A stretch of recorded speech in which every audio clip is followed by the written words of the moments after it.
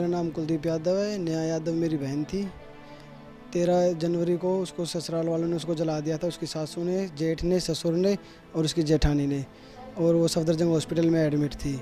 केजरीवाल जी उस धरने पे बैठे थे, उसकी वजह से उसके उन सबको पकड़ा गया था, नहीं तो वे पकड़ में भी नहीं आते। 2 जुलाई को उसकी डेथ हो गई है। हम बस यही चाहते हैं कि हमारी बहन को इंसाफ मिले और उनको कड़ी से कड़ी सज़ा मिले।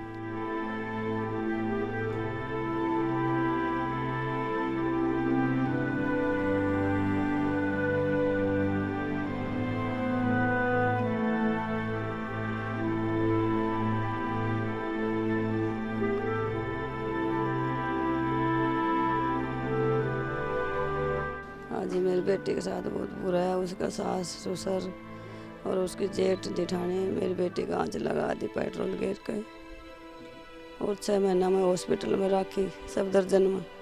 मेरी बेटी को कोई फ़ायदा नहीं हुआ, कोई बची नहीं मेरी बेटी। पुलिस ने कुछ नहीं कराया। पुलिस तो पैसा खा लेती थी, बैठ जाती थी। मेरी बेटी फ़ोन करती थी, मारता तभी भी नहीं आती थी पुलिस। वो पहले पैसा भर आया करता था।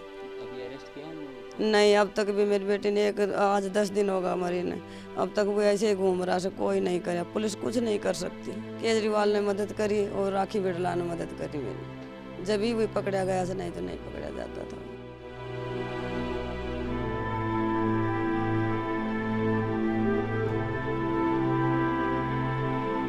मेरी बेटी को ससुराल वालों ने जला दिया और उनकी अब डेथ होगी 5.5 महीने बाद हॉस्पिटल के अंदर।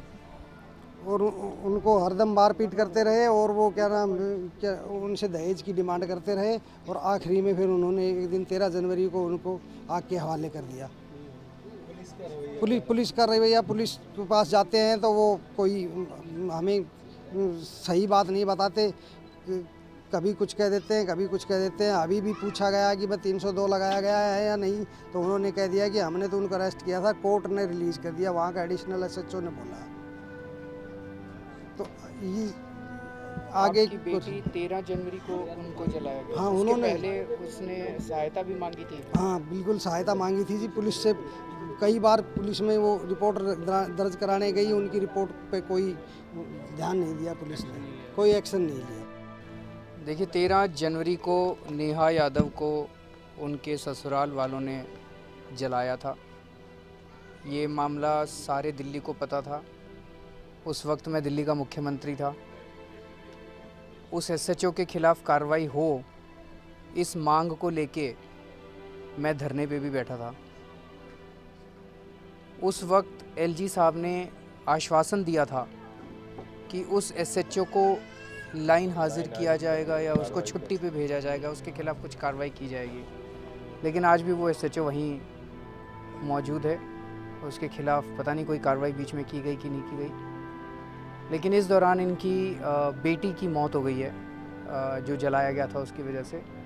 तो हम ये मांग करते हैं कि जो दोषी लोग हैं उनके खिलाफ़ सख्त से सख्त कार्रवाई करे पुलिस। ये तो ओपन एंड शट केस है, दोषी यहीं मौजूद हैं, उनको गिरफ़्तार किया जाए, उनके खिलाफ़ कार्रवाई की जाए।